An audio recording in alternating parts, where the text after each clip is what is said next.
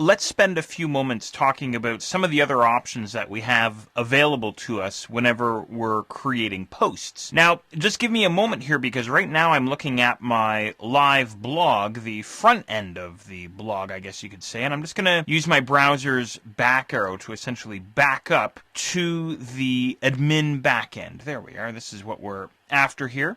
And give me just a moment here. I'm just going to expand things out so we can see what's happening here. And first of all, what I want to do is I want to talk about excerpts. So I'm just going to scroll down a little bit. Of course, we have the title field for our blog post, and we have the body content for the blog post as well. Then you may have eyeballed this excerpt field here below the body field for your post. Now, what the heck is an excerpt?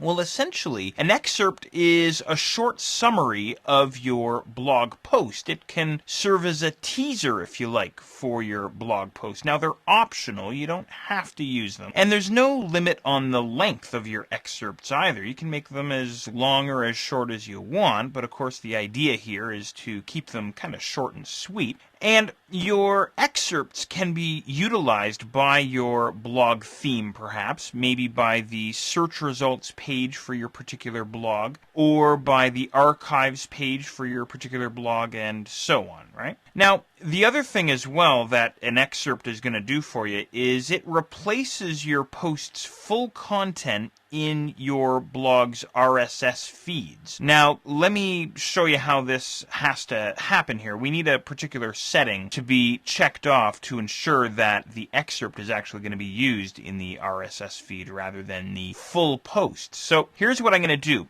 On the left-hand side, head down to Settings, and you know, there's a lot of options that we have here underneath Settings, and we'll go through a lot of these together, so no worries here. But head into Settings, and then we want to head into Reading. So go ahead and click on the Reading sub-item there.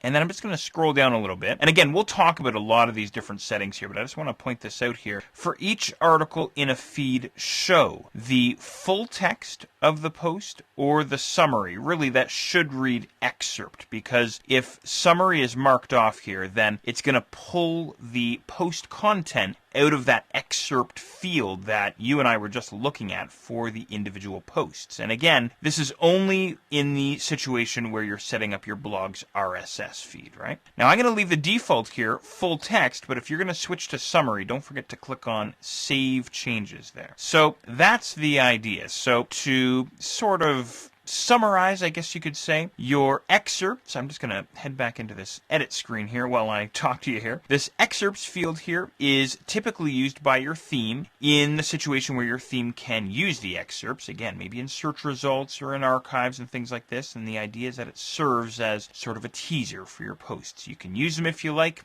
I find I use them sometimes myself. It kind of depends on the nature of the post. But anyway, there you are. There's excerpts.